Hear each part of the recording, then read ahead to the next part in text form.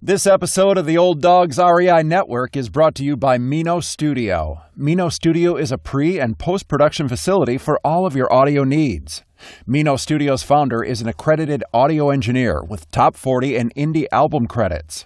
With over 30 years of music industry experience, Mino Studio can take your podcast from idea to reality. Contact Mino Studio at minostudio777@gmail.com for more information. That's minostudio777@gmail.com.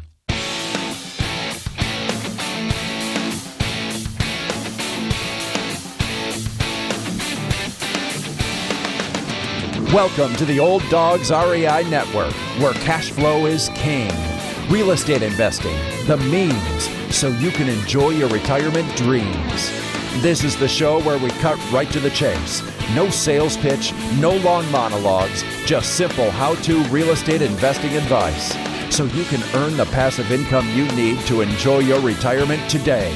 And now, your host and chief old dog, Bill Manassero. Hello, old dogs, and welcome to Fun Facts Friday. This is our once-a-week, only on Friday show, where we have special episodes not featuring guests, where I will share tricks, tips, terminology, and techniques that will help skyrocket you to real estate investing success. So here's today's topic: why I buy out-of-state properties. For those of you listening to this broadcast on a regular basis, you know I live in Southern California and I invest in other states. For many investors, especially those just starting out, the thought of investing out of state may seem kind of crazy. Why would anyone want to buy such an important and expensive investment and not be able to easily access it, regularly see it, and be there at a moment's notice? Well, I had and still have the same questions running through my mind.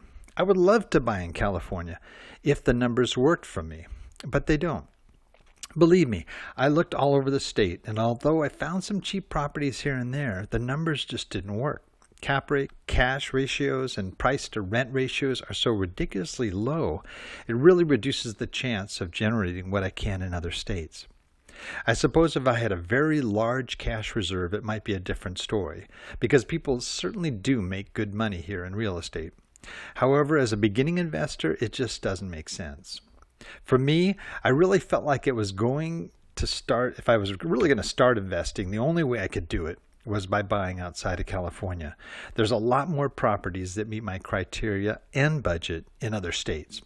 For example, if I have only $100,000 to invest, I could buy 4 $100,000 valued properties, so 4 at $100,000 each, in places like Ohio, North Carolina, Tennessee, Georgia, and even Florida at $20,000 down on each property. And they could be duplexes through fourplexes. Conversely, in Southern California, I would have to spend the entire $100,000 to purchase a $500,000 duplex if I could find one, and that does not include closing costs. And on top of that, even if I could find a decent duplex at that price, what would my return on investment be, let alone the cash flow? So for me, it makes a lot more sense to go out of state to find good properties with good numbers that will cash flow and appreciate. The first 3 properties I purchased were in Georgia and Tennessee, 2 in Memphis and 1 in Atlanta. They were in markets that I had researched and that had all the right stuff I was looking for. But keep in mind, choosing your markets first is key. Don't go out and just buy somewhere without knowing what your goals and your criteria are. Once you have your goals and criteria in place, then you can find the markets that meet those goals and criteria. What market to invest in is not the same for everyone, too. It really depends, again, on your goals. For example, do you want to fix and flip properties or buy rental properties? A good market for rental properties may not be good for flipping and vice versa. I personally don't flip properties, so I won't focus on fix and flip markets, but I can, however, because I'm a buy and hold guy, talk about what's a good market for rental properties. So, here are my primary reasons for investing out of state. Number 1, you get more for your money In my earlier example, I showed how I could buy 4 or 5 properties out of state for $100,000, whereas in California, I'd be lucky to find one. When you have multiple properties in multiple states, you also have a better chance of surviving. Let's say one of your markets, a local market, has an economic downturn or a slump or a dip. If one market goes down, you still have your other markets that will hopefully make up the difference. Number 2, I want a truly passive investment. Now, I mentioned earlier how I would prefer to have properties near me, but I have found out something else that I did not anticipate once I started investing out of state. By being geographically set apart from my properties, I may not get to practice my property management skills, but I definitely have learned how to sharpen my asset manager skills. In other words, because I'm away, I have to rely on my boots on the ground, my property management team, that much more. If I were nearby, it would be so much easier just to jump in my car, drive to the property, take care of the problem. However, being away from the property forces me to be a better manager of my team, to make sure they are motivated, committed, and responsive to our tenants' needs and the asset, to do their very best job possible. That helps make me become a better asset manager, not a landlord, so that I can truly enjoy my passive investment. Number 3, the returns are just better in other states. Better ROI, better cap rates, better cash-on-cash returns, better cash flow, better price-to-rent ratios. I mean, ROI, 25% return on investment is not uncommon. Cap rates, I have a 10% minimum on my cap rates, and I usually get double that. Better cash-on-cash returns. I set a minimum of 12%, but more commonly get 20+%. Better cash flow. When I first set out, I said I wanted a minimum net cash flow of $100 per door. I'm averaging close to $300 per door. Now, I'm not boasting by any means. I'm just saying these things all surprised me. I got more than I anticipated. Better price to rent ratio.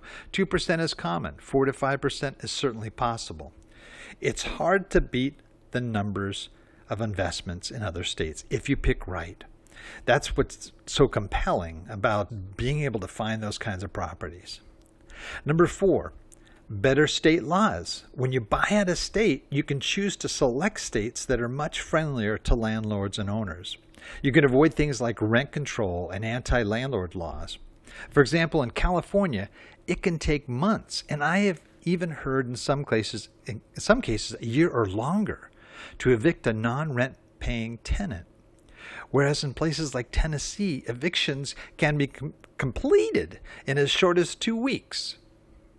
And finally, number 5, you can pick properties in a strong market. Since I don't live in what I would define as a truly emerging market, although in California there are a few cities that, not necessarily near me, that are considered emerging, I can still buy a property in an up-and-coming market with all the benefits like short-term appreciation, etc. if I buy out of state. I can search out markets where unemployment is low, where jobs are plentiful, where businesses are growing and new industry is moving into the area, where there is much redevelopment and rents are in high demand, and where property values are just starting to go up.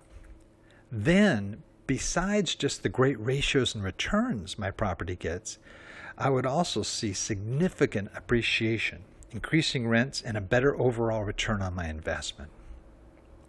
Well, there you have it, just a few of the reasons why I prefer out-of-state investments. I'm not sure, or maybe some of you out there that are investing out-of-state can list even more, but those are my primary ones right now. On next week's Fun Fact Friday, I'm going to outline how you can develop a great out-of-state team. Now, the team is critical for your investments. You need to have good boots on the ground. So make sure you tune in. Just remember, real estate investing is not that difficult to learn. Once you get the key concepts in place, you're on your way. Just keep educating yourself. Write out your goals, get a mentor, and take action. Well, that's it for now. Until next time, God bless.